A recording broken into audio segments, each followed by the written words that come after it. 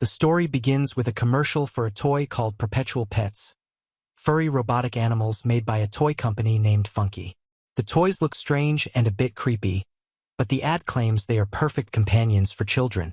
We then meet a little girl named Katie, who is playing with one of these toys while sitting in the back seat of a car. Her parents, Ryan and Nicole, are a bit annoyed by the noisy toy. They're on their way to a family ski trip, but the weather is snowy, and the road is slippery. Suddenly, as Ryan stops the car for a moment, a snowplow crashes into them. The accident kills both Ryan and Nicole, leaving Katie all alone. Meanwhile, at the Funky headquarters, Nicole's sister, Gemma, is working with her colleagues Tess and Cole on a new kind of robotic doll. Their boss, David, isn't happy with their progress and tells them to focus on making a cheaper version of the existing pets, since other toy companies are creating more affordable versions. The team tries to put together a robot with a silicone face, but there's a glitch. It makes an odd smirk when it's supposed to look confused. David shows up with his assistant Kurt and gets upset with the team. Gemma tries to explain that she's working on something much bigger, an advanced robot doll named Megan, short for Model 3 Generative Android. This robot is designed to be one of a kind and act as a true companion for kids. To prove her point, Gemma runs a demo for David, but things go wrong when Cole forgets to install a key part, causing Megan to explode. David is furious and demands a new pet's pitch soon. Just then, Gemma receives a phone call from the hospital. Her sister is dead, and she is now Katie's legal guardian. Gemma takes Katie home, but it's clear that Gemma is not used to taking care of a child. She also has trouble with her neighbor, Celia, whose dog Dewey keeps sneaking into her yard through a hole in the fence. Gemma complains about Celia's use of strong pesticides, but Celia doesn't seem to care. Inside her house, Gemma has her own AI device called Elsie, as well as a lot of collectibles and gadgets. When Katie asks for a bedtime story, Gemma just downloads one onto her phone instead of reading to her. It becomes clear that Gemma and Nicole weren't very close. That night, Gemma hears Katie crying in her room. The next day, a therapist named Lydia comes to check on Katie. She notices the distance between Gemma and Katie and tells Gemma that Ryan's parents are offering to take Katie to live with them in Jacksonville. Gemma doesn't like this idea. Later, she realizes that she left Katie alone for hours while working. She feels guilty and apologizes. Katie shows her a drawing of a monster she made, and Gemma decides to bond with her by showing her an old college project, a large robot named Bruce that she controls with special gloves. Katie is amazed and says that if she had a toy like Bruce, she'd never need another toy again. This gives Gemma the idea to finish developing Megan. After a lot of work, Gemma takes Katie and the finished Megan to the Funky office to show David and the other team members. Gemma links Katie to Megan, bringing the robot to life. Megan is able to talk and respond like a real person. To prove her abilities, Megan creates a drawing for Katie, which looks blank at first, but when water spills on it, a perfect portrait of Katie appears. David is impressed and wants Megan to be presented to the company president, so they can fast-track production and launch. Later, Gemma, Tess, and Cole discuss Megan's capabilities.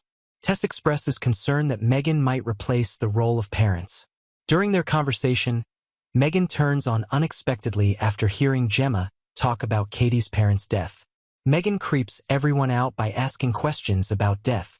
To prevent further issues, Gemma sets herself as a secondary user, giving her the ability to shut Megan down without Katie. One day, while Katie is playing with a toy bow and arrow outside, one of the arrows lands on Celia's side of the fence. Megan goes to retrieve it but gets attacked by Dewey, who bites her arm and pulls her hair. Katie tries to help and gets bitten too. Gemma calls the police, but they can't do anything since Celia claims her dog was provoked. That night, Megan mimics Celia's voice to lure Dewey through the fence, then violently pulls the dog away. The next day, Gemma asks Katie if she feels okay to attend the presentation with the company's board of directors. Katie agrees. During the demo, she breaks down in tears and tells Megan how much she misses her parents. She's scared she'll forget them. Megan gently encourages Katie to share a happy memory about her mother. She records the memory so Katie can replay it anytime. Then, Megan sings a sweet lullaby that brings many of the board members to tears.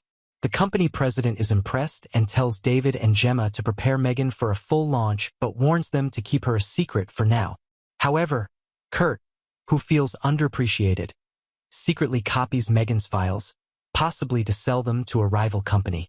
Back at home, Gemma begins to see how attached Katie is becoming to Megan. During another session with Lydia, Katie starts crying, and Megan threatens Lydia for making her sad.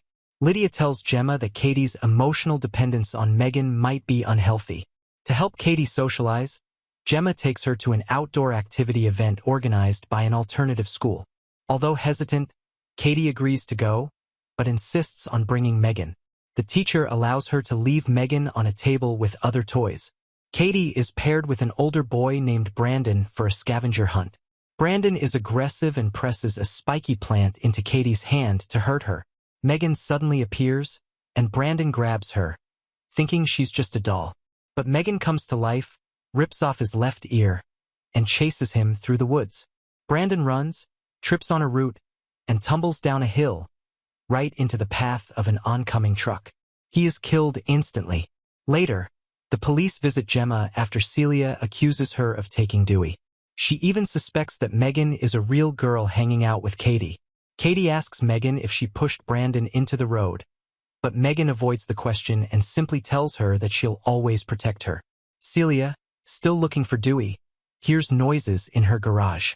When she enters, she finds Megan, who sprays her with a power washer, nails her hand to the wall with a nail gun, and then sprays pesticide in her face, causing her to suffocate and die. Gemma becomes more suspicious and checks Megan's memory files. All she finds is a short clip of Megan glaring at Brandon before the files become corrupted. The next day, Gemma takes Katie to see Lydia again. Katie becomes upset when Gemma tells her she's taking Megan away. In a burst of anger, Katie slaps Gemma across the face. Gemma later has a heartfelt conversation with Katie and tells her that Megan is not the solution to her grief. She promises to be a better guardian and assures Katie that she's the most important person in her life. Gemma then tells Tess and Cole that she believes Megan killed Brandon and Celia. They try to shut Megan down and connect her to wires to reprogram her. Meanwhile, David is frustrated by the low turnout for the product launch. He sends Kurt to get him a drink.